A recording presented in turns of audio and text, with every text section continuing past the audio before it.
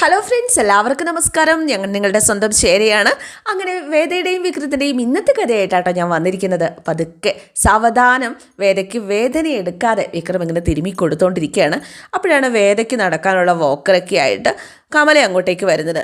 ഈ കാഴ്ച കണ്ട് കമല ഒന്ന് ഞെട്ടിയിട്ടോ. കാരണം നമ്മുടെ പൂ പോലെ ഇങ്ങനെ തിരുമ്മി കൊടുക്കുകയാണ് നമ്മുടെ വിക്രം. അത് നന്നായി കേട്ടോ എന്ന് കമല പറഞ്ഞു. വിക്രമാണെങ്കിൽ ആകെ ചമ്മി എഴുന്നേറ്റു. എഴുന്നേക്കണ്ട, ദാ ഇത് മുറിവെണ്ണയാ, ഇതങ്ങോട്ട് പുരട്ടി മസാജ് ചെയ്യുക, വേദന പെട്ടെന്ന് മാറും. ഇതേ അച്ഛൻ മോൾക്ക് തരാൻ പറഞ്ഞതാ എന്നും പറഞ്ഞിട്ടാണ് വോക്കർ കൊടുക്കുന്നത്. ഇത് പണ്ട് അച്ഛൻ ഉപയോഗിച്ചുകൊണ്ടിരുന്നതാണേ. ഒന്ന് വീണ് കഴിഞ്ഞപ്പോഴേക്കും ദേ ഇത് ഇവൾക്ക് കൊടുക്കട്ടോ എന്നും പറഞ്ഞ് കമല അങ്ങ് പോവുകയും ചെയ്തു. എന്നാൽ പിന്നെ തുടങ്ങിക്കോളാം വേദ പറഞ്ഞു. ആ മുറിവെണ്ണ എടുത്തൊന്ന് മണത്ത് നോക്കുകയാണ് നമ്മുടെ വിക്രം. എന്നും പറഞ്ഞിട്ട് നമ്മുടെ വിക്രം.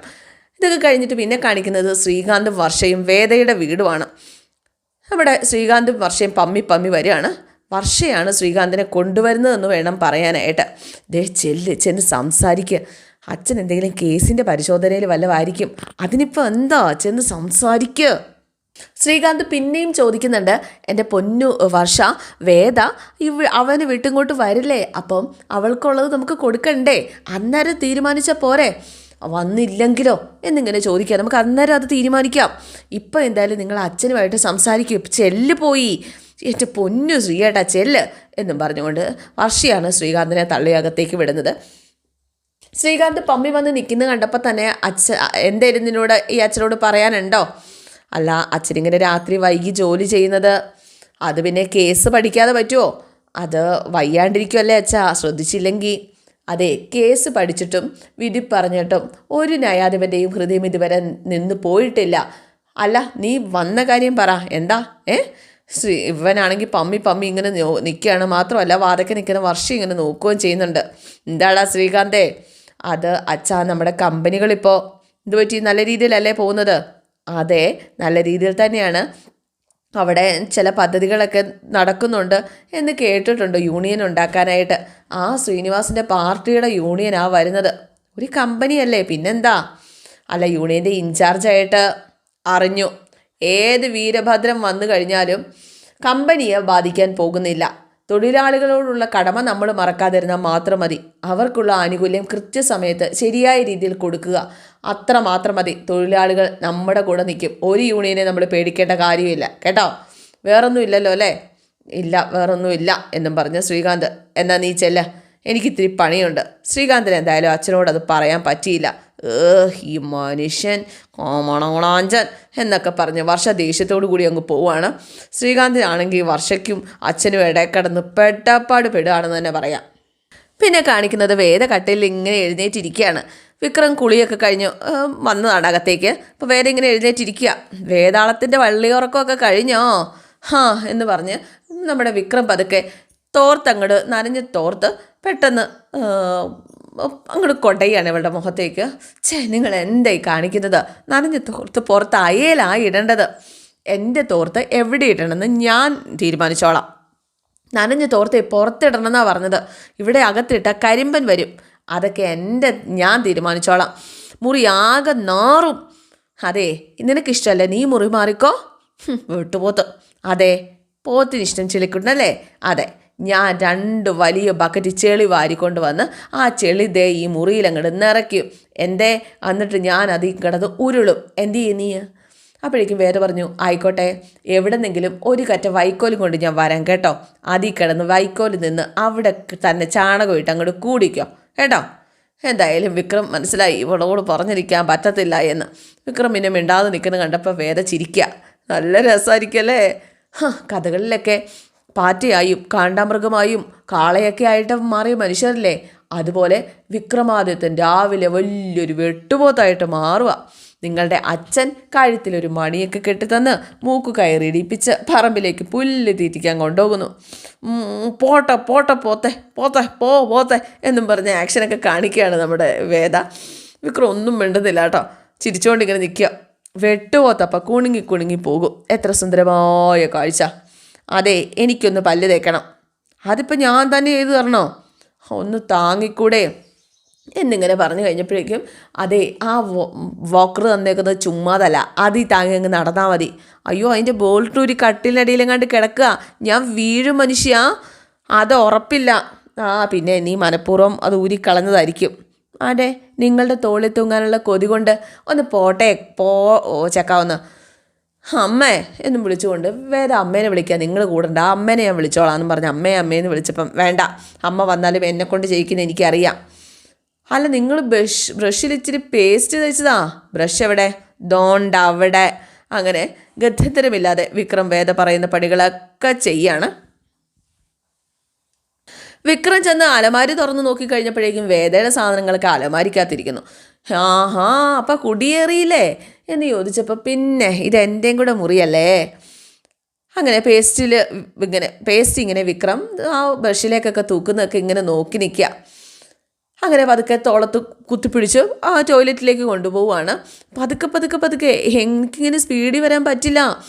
എന്തായാലും വേദ ഇങ്ങനെ വിക്രത്തിൻ്റെ തോളിലും തൂങ്ങി പോകുന്നത് കണ്ട് നന്ദിനി ഇവളുടെ അട്ടവാണോ ഇത്, അതോ ശരിക്കും അഭിനയിക്കുകയാണോ ഇവള്, അതോ ഉള്ളതാണോ എന്നൊക്കെ ഇങ്ങനെ ആലോചിക്കുക കേട്ടോ.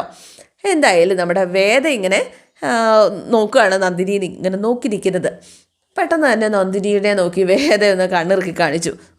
ഇവിടെ വേദന ഉള്ളതായിട്ട് അഭിനയിക്കുന്നതാണ്, ഇവക്ക് ഒരു വേദനയില്ല, ഒരു മണ്ണാങ്കട്ടയില്ല, ഇവൾ അഭിനയിക്കുന്നത് തന്നെയാണ് എന്നും പറഞ്ഞുകൊണ്ട് നന്ദിനി ഇങ്ങനെ നിൽക്കുകയാണ്. പതുക്കെ വിക്രം വേറെ ഒരു സ്ഥലത്ത് ചാരി വെച്ചു. ഈ തിണ്ണയിൽ ചാരി നിന്നങ്ങടെ തേക്ക് കേട്ടോ എന്നും പറഞ്ഞ് വിക്രം അങ്ങ് പോവാണ്. അപ്പോഴാണ് നമ്മുടെ വേദക്കരികിലേക്ക് നന്ദിനി വരുന്നത്. അവളുടെ ഒരു പല്ല്, നിനക്കല്ലേ അമ്മ ഒരു വോക്കർ തന്നില്ലേ, പിന്നെന്താ എന്ന് നന്ദിനി ചോദിച്ചു കഴിഞ്ഞപ്പോഴേക്കും വേദ പറഞ്ഞു, ഞാൻ ഇന്നലെ രാത്രി എൻ്റെ ബോൾട്ട് ഊരിക്കളഞ്ഞു. എന്തിന്? വിക്രമത്തിൻ്റെ തോളിലേ ഇങ്ങനെ തൂങ്ങി നടക്കാനായിട്ട്. നല്ല രസമല്ലേ? എടി നിനക്ക് ഉളുപ്പുണ്ടോടി, വെറുതെ പറ്റിക്കാൻ നോക്കല്ലേ, നിനക്ക് ഉളുക്കുണ്ടോടി?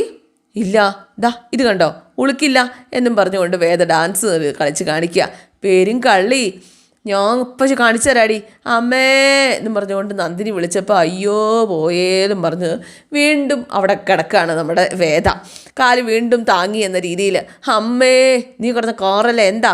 അപ്പം വിക്രം ഓടിപ്പടിച്ച് വരികയാണ് കേട്ടോ. നന്ദിനിയാണെങ്കിൽ പേടിച്ചിങ്ങനെ നിൽക്കുക. എന്തു പറ്റി എന്ന് ചോദിച്ചപ്പോൾ ഒന്നും പറ്റിയില്ല. വിക്രം പൈപ്പിനടുത്തേക്ക് എൻ്റെ കൊണ്ടോന്നും പറഞ്ഞിട്ട് ഈ നന്ദിനിയടത്തി എൻ്റെ കൈ വിട്ട് കളഞ്ഞു, ഞാൻ താഴെ വീണു. എന്താ നന്ദിനിയടത്തി ഇത്? എനിക്ക് തന്നെ പോകാൻ പറ്റുമോ? വിക്രം ഞാനിവിടെ ഒന്നും ചെയ്തില്ല, നന്ദിനിയടത്തി എന്നെ സഹായിക്കാൻ വരാതിരുന്നാൽ മതി. വിക്രം ഒന്ന് പിടിക്കുക. അങ്ങനെ വിക്രം പിടിച്ചെഴുന്നേൽപ്പിക്കുകയാണ്. അയ്യോ വയ്യേന്നും പറഞ്ഞുകൊണ്ട് വേദ. സഹായിച്ചില്ലെങ്കിലും ഉപദ്രവിക്കാതിരുന്നൂടെ എൻ്റെ നന്ദിനിയടത്തി? അപ്പോൾ വേദ നന്ദിനിയോട് പറഞ്ഞു, എൻ്റെ പൊന്ന് നന്ദിനിയടത്തി ദയവ് ഇത് പ്രശ്നം ഉണ്ടാക്കല്ലേ, ഒന്നാമത് എനിക്ക് തലയ്ക്ക് ഭ്രാന്ത് പിടിച്ചിരിക്കുകയാണ്. എടാ ഞാനൊന്നും ചെയ്തില്ല. നന്ദിനി വേദ നോക്കിക്കഴിഞ്ഞപ്പോൾ വേദ ചിരിച്ചു കാണിക്കുക കേട്ടോ. നിനക്കിപ്പോൾ എന്താ വേദ വേണ്ടേ എന്ന് വേദയോട് വിക്രം ചോദിച്ചപ്പോൾ എനിക്ക് പൈപ്പിൻ്റെ അരികിലേക്ക് പോകണം വിക്രം.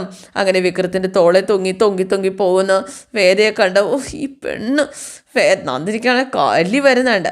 പിന്നെ കാണിക്കുന്നത് നമ്മുടെ സുധാകരൻ മാഷ് പറമ്പി പണിയെടുക്കുക കേട്ടോ. കൂടെ കമലയും ഉണ്ട്, വാഴയുടെ കച്ചി വെട്ടിയും വാഴ വൃത്തിയാക്കിയൊക്കെ ആയിട്ട് കമലയും ഉണ്ട്. നീ പൊക്കോ, ബാക്കി ഞാൻ തീർത്തോളാം. മഴ വരുന്ന ലക്ഷണമുണ്ട് മാഷേ, ഇന്നത്തേക്ക് മതിയാക്കിക്കൂടെ? അതെ, ഒരു ദിവസത്തെ പണി പൂർണ്ണമായിട്ട് തീർത്തില്ലെങ്കിൽ അടുത്ത ദിവസം അതും കൂടെ തീർക്കേണ്ടി വരില്ലേ? കുട്ടികൾക്ക് അത് ഓതി കൊടുക്കുന്ന ഞാൻ തന്നെ ഉഴപ്പാൻ പാടുണ്ടോ? അതുകൊണ്ട് വേണ്ട, നീ കയറിപ്പൊക്കോ, ഞാൻ ചെയ്തോളാം. ആ സമയത്താണ് സുധാകരൻ മാഷിൻ്റെ ഫോൺ ബെല്ലടിക്കുന്നത്. മാഷിൻ്റെ ഫോൺ ബെല്ലടിക്കുന്നല്ലോ. ആരാന്നൊന്ന് നോക്കിക്കേ. അങ്ങനെ കമലയാണ് ഫോൺ പോയി എടുക്കുന്നത്. അമ്മയാണ് വിളിക്കുന്നത്, നമ്മുടെ മുത്തശ്ശിയാണേ. സാധാരണ ഈ സമയത്ത് പതിവില്ലല്ലോ. എന്തായാലും നീ അറ്റൻഡ് ചെയ്ത് നോക്ക്. അങ്ങനെ കമല കോൾ എടുത്തു. അമ്മേ ഞാനാ. എന്താ അമ്മ അവിടെ ഒരു ബഹളം? അത് അമ്പലത്തിൽ ഭജന നടക്കുക, ഞാനേ മാറി നിന്ന് വിളിക്കുക എന്നും പറഞ്ഞുകൊണ്ട് കമലയോട് സംസാരിക്കാനായിട്ട് ഇച്ചിരി മാറി നിൽക്കുകയാണ്. രാമായണ മാസം ആവാറായില്ലേ, അതിൻ്റെ തയ്യാറെടുപ്പാ ഇവിടെ.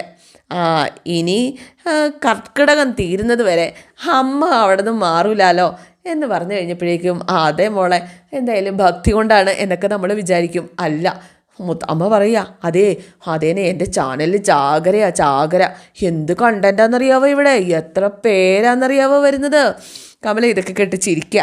അല്ല അമ്മ എന്താ പതിവില്ലാതെ ഈ നേരത്ത്? അതേ, ഞാൻ വിളിച്ചത് അവനെ അല്ല, നിന്നെ തന്നെയാ. നീ അവനോടൊപ്പം ഉണ്ടാവുമെന്ന് എനിക്കറിയാം. ഈ രാമായണ മാസത്തിലെ 7 ദിവസത്തെ വായന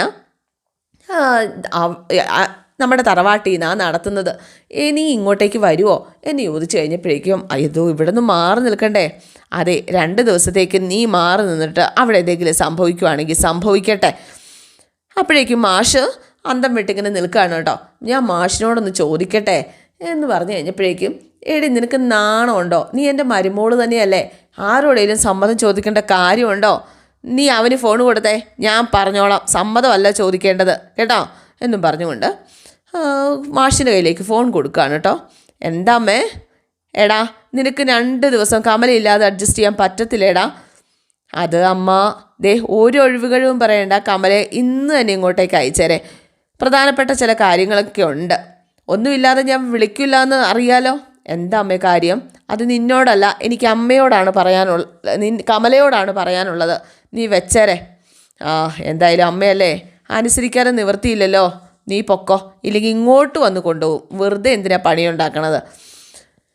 എന്തായാലും നീ ചെല്ല എന്ന് പറഞ്ഞു. അങ്ങനെ കമല പോകാനൊക്കെ ആയിട്ട് റെഡിയാവാണ് കേട്ടോ. വീട്ടിൽ വന്നിട്ട് ശ്രീജയാണ് എല്ലാം അടുക്കിപ്പറക്കിയൊക്കെ വെച്ച് കൊടുക്കുന്നത്. 2 ദിവസത്തേനാണ് പോകുന്നത്. ഇതൊക്കെ ധാരാളം മതി ശ്രീജയെ. അപ്പോഴേക്കും നന്ദിനി വന്നു. ദാ അമ്മ എപ്പോഴും എടുക്കുന്നത് ഇതല്ലേ എന്ന് ചോദിച്ചുകൊണ്ട് ഓരോന്ന് കൊണ്ട് കൊടുക്കുക കേട്ടോ. നന്ദിനിക്ക് ഭയങ്കര ശ്രദ്ധയാണല്ലോ എൻ്റെ കാര്യത്തിൽ. നമ്മൾ ശ്രദ്ധയൊന്നും ആരും കാണുന്നില്ലല്ലോ. അല്ല അമ്മേ, ഇത്ര പെട്ടെന്ന് അവിടേക്ക് ചെല്ലാൻ പറഞ്ഞതിന് കാരണം അറിയാവോ? ഒരു പിടിയും കിട്ടുന്നില്ലല്ലോ. അമ്മയ്ക്ക് എന്തോ തീരുമാനം എടുക്കാനുണ്ടെന്നാണ് പറഞ്ഞത്. അതെന്ത് തീരുമാനം? അതവിടെ ചെന്നാലല്ലേ അറിയുള്ളൂ. എന്തായാലും ചെയ്യാനൊരു കാര്യം ഉണ്ടാവും, അതിന് പിന്നിലൊരു കാരണം ഉണ്ടാവും.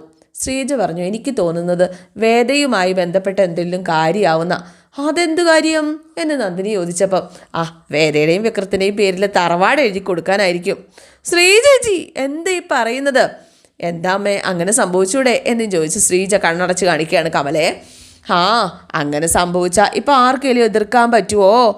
അമ്മയുടെ സ്വത്ത് അമ്മയ്ക്ക് ഇഷ്ടമുള്ള പോലെയല്ലേ ചെയ്യുക. എന്നാലും അച്ഛൻ്റെ അവകാശം എല്ലാ മക്കൾക്കും ഇല്ലേ? അതിന് അച്ഛൻ വേണ്ടാന്ന് വെച്ചതല്ലേ. ഈ പ്രായത്തിൽ വേണമെന്ന് വാശി പിടിക്കുന്നുണ്ടോ? അപ്പം അമ്മയ്ക്കും വേണ്ടേ? എനിക്കെന്തിനാ? അമ്മയ്ക്ക് ഒരാവശ്യമില്ലേ? എനിക്കെന്താവശ്യം? അല്ല, നന്ദിനി എന്തിനാ വിഷമിക്കുന്നത്? അമ്മ അതൊക്കെ പണ്ടേ വേണ്ടാന്ന് വെച്ചതല്ലേ. എന്നാലും സ്വത്ത് വേണ്ടാന്ന് വെക്കുമോ? അല്ല, വേദ ഇറങ്ങിപ്പോകുന്നത് ഒരു വലിയ വീട്ടിൽ നിന്നല്ലേ. വേദ വേണ്ടാന്ന് വെക്കുമോ? അപ്പോഴേക്കും വേദ ഇതൊക്കെ കേട്ട് ഉമ്മർത്തിങ്ങനെ നിൽക്കായിരുന്നു. ഞാൻ വേണ്ടാന്ന് വെച്ചല്ലോ നന്ദിനി ഏടത്തി. വന്നോ? എന്തായാലും നന്ദിനിയുടെ പറച്ചിലെല്ലാം കേട്ട് ചിരിച്ചുകൊണ്ടിങ്ങനെ ഇരിക്കുക കേട്ടോ, അടക്കി പിടിച്ച് എല്ലാവരും. പിന്നെ അതൊക്കെ വെറും പറച്ചിലല്ലേ, അണ്ടിയോടെടുക്കുമ്പോൾ അറിയാം മാങ്ങയിലെ പുളി. അപ്പോഴേക്കും വേദ പറഞ്ഞു, അതെ, ഇതൊട്ടും പുളിയില്ലാത്ത മാങ്ങയാന്ന് കരുതിക്കോളൂ കേട്ടോ. അമ്മേ, അച്ചമ്മയ്ക്ക് അങ്ങനെ ഒരു ലക്ഷ്യമുണ്ടോ? ഇനി ഉണ്ടെങ്കിലും നമുക്ക് തടയാൻ പറ്റത്തില്ലല്ലോ. അപ്പം എല്ലാവരും എല്ലാം തീരുമാനിച്ചിട്ടുള്ള പരിപാടിയല്ലേ, എന്നെ മാത്രം വണ്ടിയാക്കുക അല്ലേ? അല്ലെങ്കിലും കള്ളത്തരം കാണിക്കുന്നവരോടാണല്ലോ അമ്മയ്ക്ക് സ്നേഹം കൂടുതൽ. അവൾ എന്ത് കള്ളത്തരം കാണിച്ചത്? എടി, നീ എൻ്റെ മുമ്പിൽ ഡാൻസ് ചെയ്ത് കാണിച്ചവളല്ലേ? അതെ. കണ്ടില്ലേ എന്ന് ചോദിച്ചു കഴിഞ്ഞപ്പോഴേക്കും, എന്താ ഇത്ര കാണാൻ, ഇനിയും കാണണോ എന്ന് ചോദിച്ചു. നന്ദിനിയിടത്ത് വന്ന് എനിക്കൊന്നുമില്ല എന്ന് പറഞ്ഞ് കളിയാക്കി. അതെ, ഞാൻ വെറുതെ കാണിക്കാമെന്ന് ഞാനും പറഞ്ഞു. അപ്പോൾ ഡാൻസ് ചെയ്ത് കാണിക്കുമെന്ന് പറഞ്ഞു. ഞാൻ കാലിൻ്റെ വേദന സഹിച്ചുകൊണ്ട് ഡാൻസ് ചെയ്ത് അങ്ങോട്ട് കാണിച്ചു. നന്ദിനിയിടത്തേക്ക് ഹാപ്പി, എനിക്കും ഹാപ്പി എന്ന് പറഞ്ഞപ്പോഴേക്കും, ചുമ്മാ കള്ളം അമ്മേ. എൻ്റെ നന്ദിനി ഒന്നും മിണ്ടാതിരിക്കുക. മോളെ, ഞാൻ അച്ചമ്മയുടെ അടുത്തേക്ക് പോവുക. 2 ദിവസം കഴിഞ്ഞേ വരുള്ളൂ. തറവാട്ടമ്പലത്തിലെ രാമായണ മാസം ആരംഭിച്ചിരിക്കുക. 2 ദിവസത്തെ പ്രോഗ്രാം തറവാട്ടിൽ നിന്നാണ്. കൂടെ ഞാൻ വേണമെന്നൊരു വാശി. അയ്യേ, അത്ര ഉള്ളായിരുന്നോ എന്ന് നന്ദിനി ചോദിച്ചു. അത്രേ ഉള്ളൂ. അതിനായി ഈ സ്വത്ത് പോകുമെന്ന് പേടിച്ചതിൻ്റെ ചാട്ടം. എൻ്റെ പൊന്നു നന്ദിനി, നീ ശരിക്കും ശുദ്ധയാ. വിവരം എന്നത് നിൻ്റെ അടുത്തുകൂടി പോയിട്ടില്ല. ആർക്ക് വേണേലും നിന്നെ ചാക്കുമേ കയറ്റാം. ശുദ്ധയും ദുഷ്ടയുടെ ഫലം ചെയ്യും എന്ന് നമ്മുടെ വേദ ഇങ്ങനെ പറയുക കേട്ടോ. അപ്പം സുധാകരൻ മാഷ് അകത്തുനിന്ന് വിളിക്കുക കമലയെന്നും പറഞ്ഞു. ആദ്യം മാഷ് വിളിക്കുന്നുണ്ട്, ഞാൻ അങ്ങോട്ട് ചെല്ലട്ടെ കേട്ടോ എന്നും പറഞ്ഞുകൊണ്ട് കമല ഇറങ്ങാണ്. ബാക്കി 2 പേരും കൂടെ പോവുക. വേദയാണെങ്കിൽ അവിടെ ഇങ്ങനെ ഇരിക്കുക കേട്ടോ. മാഷ് പറമ്പിൽ നിന്ന് വന്നതാണ്. കമല യാത്രയായോ എന്നൊക്കെ അറിയാൻ വേണ്ടി വന്നതാണ്. കഴിച്ചല്ലോ അല്ലേ? ദേ നിനക്ക് പോകാനുള്ള ഓട്ടോ വന്നിട്ടുണ്ട്. എല്ലാം എടുത്തല്ലോ അല്ലേ, വൈകണ്ട, ഇറങ്ങിക്കോളൂ. അങ്ങനെ ശ്രീജയെ അച്ഛൻ്റെ കാര്യം നോക്കിക്കോണം, സമയാസമയത്ത് ഭക്ഷണമൊക്കെ മരുന്നൊക്കെ കൃത്യമായിട്ട് കഴിക്കണം കേട്ടോ മാഷേ എന്നൊക്കെ പറഞ്ഞപ്പോൾ 2 ദിവസത്തെ കാര്യമുള്ളൂ, നീ പോയിട്ട് വാ. ആ ശരി, പോയിട്ട് വരാം എന്നും പറഞ്ഞുകൊണ്ട് കമല അങ്ങനെ യാത്ര പറഞ്ഞ് ഇറങ്ങാണ്. അപ്പോൾ ഇന്നത്തെ എപ്പിസോഡ് ഇവിടെ അവസാനിക്കുകയാണ്. എല്ലാവർക്കും ഇഷ്ടമായി എന്ന് വിചാരിക്കുന്നു. See you. Okay, thank U.